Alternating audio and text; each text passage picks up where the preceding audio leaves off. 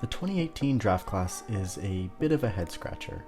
There are certainly top-end guys from this draft class, but both the amount of depth and the number of truly elite players is definitely below par with the 2017 and 2019 drafts thus far. It's been 4 years since Rasmus Dahlin, Andrei Svechnikov, and Jesperi Kotkaniemi went 1, 2, and 3, and today we are going to redraft the first 15 picks and see how it would go down if teams had a crystal ball and could see into the future back in 2018. Up first is the Buffalo Sabres, who originally took Rasmus Dahlin with this pick. Dahlin was being touted as the next Erik Karlsson, but hasn't quite lived up to that yet. Saying that though, that's a lot of pressure to be putting on an 18-year-old kid. Dahlin certainly wouldn't be a bad pick per se, but I think the Sabres would take Andrei Svechnikov, who went at number 2 here instead. Svechnikov is coming off a 30-goal, 69-point season with the Hurricanes. He definitely leaves you wanting more because you know there's still a lot of untapped potential there, but 40 goals is definitely a possibility somewhere down the line. Drafting at number 2 is the Carolina Hurricanes, who had originally taken Svechnikov, like I said. With him off the board, I see this being a two-horse race between Dahlin and Quinn Hughes, but I think the Hurricanes would take Dahlin here. While Hughes has definitely had the better career thus far, I think there's more untapped potential with Dahlin, and it looked like he was starting to break out at the end of last season. With Dahlin, you're getting an extremely smooth-skating, modern-day defenseman who can easily get you 50 points.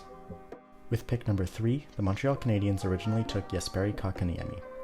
Kotkaniemi was quite the reach at 3, even at the time, and this time there's no way the Canadiens would pass up on taking Quinn Hughes. Hughes is an elite offensive defenseman who is coming off a terrific year in which he put up 68 points in 76 games.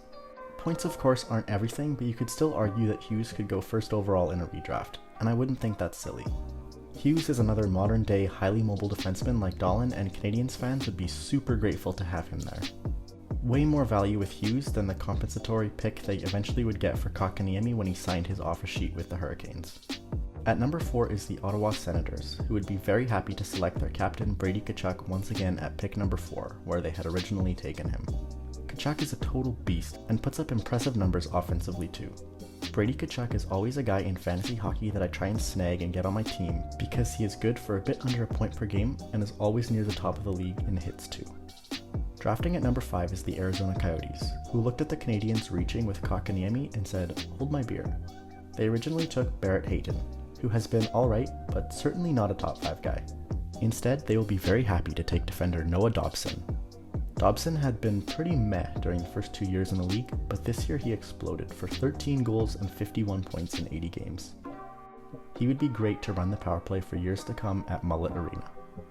With pick number 6, the Detroit Red Wings picked Filip Zadina, who was seen as a top 3 guy leading up to the draft, who had fallen thanks to Kotkaniemi and Hayton being taken too high. This pick, however, hasn't worked out too well, so if the Red Wings got a second chance, I see them taking defenseman Evan Bouchard here instead. Bouchard had a pretty great season, scoring 12 goals and 43 points in 81 games. Sometimes he definitely got exposed defensively, but that was when he was mostly paired with Duncan Keith. With Kulak, he looked pretty awesome. The most impressive thing about Bouchard's year was that he wasn't even on the Oilers' PP1, since that spot went to Barrie. If Bouchard ever did get a permanent role on their top power play unit, he could honestly be looking at a 60 to 65 point season.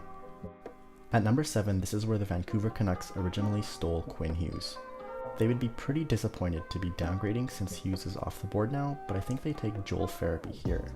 In the past 2 seasons, Farabee has 37 goals and 72 points in 118 games, which is a 25 goal, 50 point pace, so not too shabby. He is currently one of the bright spots for the Flyers and would be an okay consolation prize for the Canucks, but they would still be understandably upset. Drafting at number 8, this is where the Chicago Blackhawks originally took defenseman Adam Boqvist. So, who are the Blackhawks going to take here instead, and then ship away in combination with an egregious amount of assets for a declining Seth Jones in a trade that totally won't age bad? Sarcasm aside, I think they take defenseman K'Andre Miller here instead. Miller is a great top 4 defender already. He's not going to woo you with crazy stat lines, but the fans you still have will be happy that there is less going on in their own zone with this guy on the ice. At number 9, this is where the New York Rangers originally took Vitaly Kravtsov. I think Kravtsov could turn out to be a real high-end guy, but at this point he has just 4 points in 20 games. So instead, I see the New York Rangers taking Igor Sharangovich, who originally went in the 6th round. Sharangovich is a couple years older than everyone else from this draft class, so that's why I have him at 9th, but he's coming off a 24-goal, 46-point season this past year. That's 42 more points than Kravtsov has in his entire career, so I think Rangers fans would be pretty happy with that redo. At number 10, it's the Edmonton Oilers, who did great by originally selecting Evan Bouchard. With Bush gone, I think they desperately needed some defensive prospects at this time of the draft, so I have them taking Adam Boqvist instead.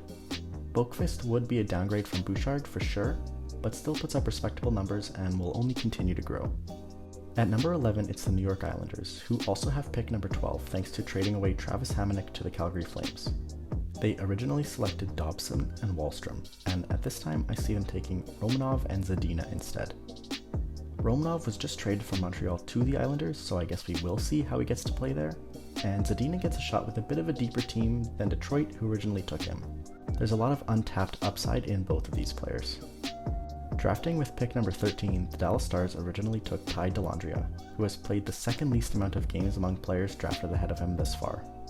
This time I see the Stars picking up Jesperi Kotkaniemi, who ended up falling from 3rd.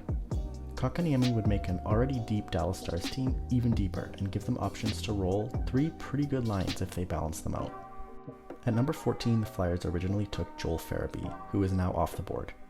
This time around I see them taking Ty Smith, who funny enough was just traded to their biggest rival, the Penguins. Ty Smith has a lot of potential. He was half a point per game guy in his rookie season, but took a step back this year. I guess we will see how he can do in Pennsylvania one way or another, now that he's with the Penguins. Drafting at 15, this is where the Florida Panthers originally took Grigory Denisenko, who has appeared in just 8 games thus far. Instead, I have them taking prior internet sensation Oliver Wahlstrom. In Wahlstrom's past 117 NHL games, he has 25 goals and 45 points, which is a 17-goal, 32-point pace. 32 points isn't anything to write home about, but 17 goals is pretty respectable. That's it for today's video. As some of the fringe players get into the NHL and as the sample size of games increases, I will do more than the top 15 in my next 2018 redraft video a couple years down the road.